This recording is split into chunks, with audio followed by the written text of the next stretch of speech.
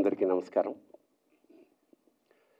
కాశ్యాంతు మరణం ముక్తి స్మరణాద్ అరుణాచలే శ్రీశైలం దర్శనం ముక్తి అన్నారు. అంటే మన భారతీయ తత్వశాస్త్రం, మన జీవన విధానం ప్రకారం ఎవరైనా సరే కాశీకి పోయి వెళ్ళిపోవాలని ఒక కోరిక ఉంటుంది.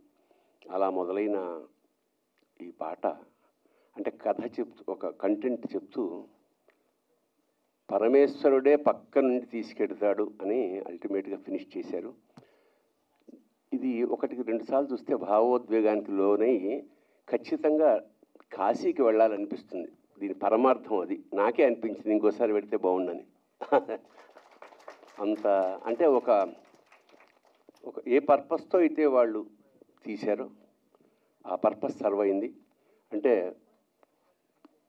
ఏషియాలోనే అత్యంత ప్రాచీనమైన నగరం కాశీ, ఏ మార్పు లేకుండా అలాగే ఉంటుంది.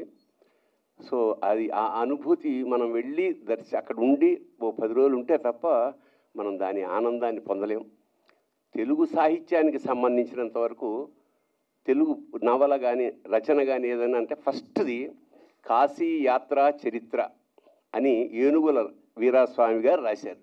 కాశీ గురించే తెలుగులో ఫస్ట్ నవల కానీ రచన కానీ జరిగింది. అదొక ప్రత్యేకత ఉంది దానికి. అలాగా కాశీకి వెళ్ళడం అనేది కథ ప్రకారం ఆయన అనుజ్ఞ ఉంటేనే వెళ్ళాలి. ఆయన అనుజ్ఞ ఉండాలి, అట్ ది సేమ్ టైం మన సంకల్పం కూడా ఉండాలి. మన సంకల్పం ఆయన అనుజ్ఞ ఏకమైతే మనం గంగలో మునుగుతాం ఖచ్చితంగా.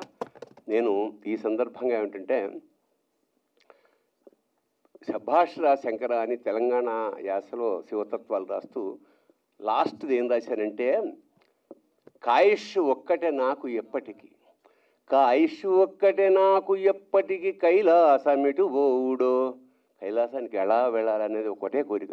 కాయుష్ ఒక్కటే నాకు ఎప్పటికీ కైలాసమిటు ఓవుడో, కాశీ ఓవుడు కాశీ ఓవుడు కాలిపోవుడు శభాష్ రా శంకర. కాశీకి వెళ్ళడం కాలిపోవడం.